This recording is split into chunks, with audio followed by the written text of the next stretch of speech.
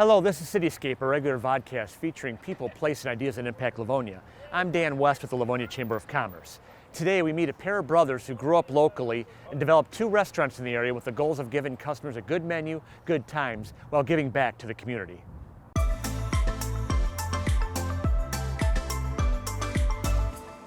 Grand Tavern Livonia opened in 2017 as the second location established by brothers Mario and Michael Lukai, about a decade after they opened their original location in Farmington Hills. They were among four children who grew up in Westland and attended Livonia schools. Their parents of Albanian descent immigrated here from Montenegro. Mario graduated from Churchill High School in 1992. Michael did the same in 1999.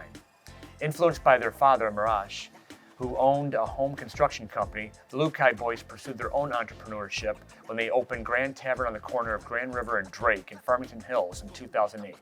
They also operated a Grand Tavern location in Florida for 5 years before opening the Livonia location in Laurel Park Place, replacing the former Max and Irma site. Marash, Mario, and Michael did most of the remodeling of the 5,500 square foot Livonia restaurant on their own. We are joined today by Mario and Michael Lukai. Thanks for joining us, guys, today. Thanks for having us. What inspired you guys to get into the restaurant business? Well, growing up, we always worked in a restaurant. I worked in a restaurant starting at the age of 13. Actually, Archie's Restaurant on Plymouth Road in Livonia. That's our cousin's restaurant. It's been around forever. The Palushai family? Yes. Worked there middle school, high school, through college. After college, moved away. I was working in Toronto for a while, getting a little homesick, and then an opportunity presented itself for our first location in Farmington Hills. Mario asked me if I was interested in doing something, and I said, yeah, let's do it, and it's been great ever since. Mario, what advice did your dad give to you this getting into your own business? Well, he always just preached hard work. He said, you know, he came to this country because everyone knows if you're willing to work hard, you can be successful. So his thing, you know, ever since we were young, you know, they made us work, and he just said, if you work hard, you'll be successful. If you don't work hard, then you probably won't be. So that's probably the best advice I was ever given. Just go 110% and just make it work. Now, Michael, you guys have been in a tough industry going through the last few years in the restaurant industry. A lot didn't survive. You guys did survive, and you're continuing to pursue successfully today with your locations. What do you think has been the key to you guys surviving these last few years? The relationships we have with our employees. I think we take really good care of our employees. We treat them as our equals, all of them, whether it's the dishwasher or the chef. So they've stuck with us for a long time. Most of our employees have been with us for many years. And it was a difficult time, but you know, they stepped in. They worked longer hours. They worked, you know, more than they should have at certain times. We had to close certain days just to give them a break. But if you respect them, they give you the same respect back, and they help you out when you're in need. So, share some of the things you guys have done to be involved in the community. I know community involvement is important to you guys. It was kind of how you guys were raised to be involved as entrepreneurs. So why is that important to you? And give me some of those examples.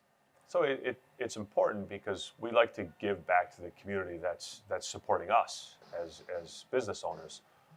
So in the Farmington Hills location, we have a charity golf outing every year. We've raised almost $100,000. That all goes back to either local charities in Farmington Hills. We have scholarships for graduating seniors at each of the high schools there. There's some food pantries that we give a lot to. And the plan is to do that here in Livonia as well.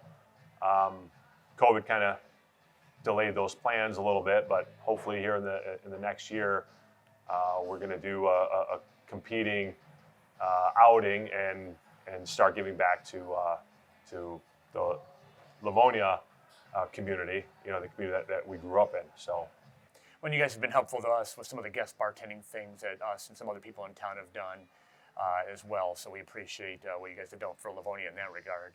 So, Michael, tell us some of the distinct things that you guys have developed for your menu. I mean, it's not like you just throwing burgers and fries out there. You took some time and energy to develop the menu you have today. Can you talk about what went into that? Yeah. Well, I'm a foodie. I love going places to eat. I get my inspiration from, wherever. And if I like something somewhere, I bring it back to our chef, and I'm like, let's try to make something similar to this. My vendors come in all the time and try to bring us new products, and we try to figure out different ways to use it. So I'm trying everything. You have to. Not just myself, but all the employees too, because I may like something and nobody else likes it. But for the most part, I like good food, and we have to just try everything. But inspiration from all over the place. We've been on vacation before, and I tell Mario, I'm like, try this, it's so good. We need to bring something like this. And we do it. And then, it's a hit here too. Give me an example of one thing on your menu that stands out, that it took a lot of time and energy to say this works for our place. Well, Mario's spicy rigatoni is one of the only items that has lasted for the 14 years we've been in Farmington. But we got a similar recipe from our chef that opened Farmington, and we just toyed around with it, and it's one of our best sellers still to this day. But we messed around with the recipe. We tried it several different times until we thought we had it right, and it's a hit still.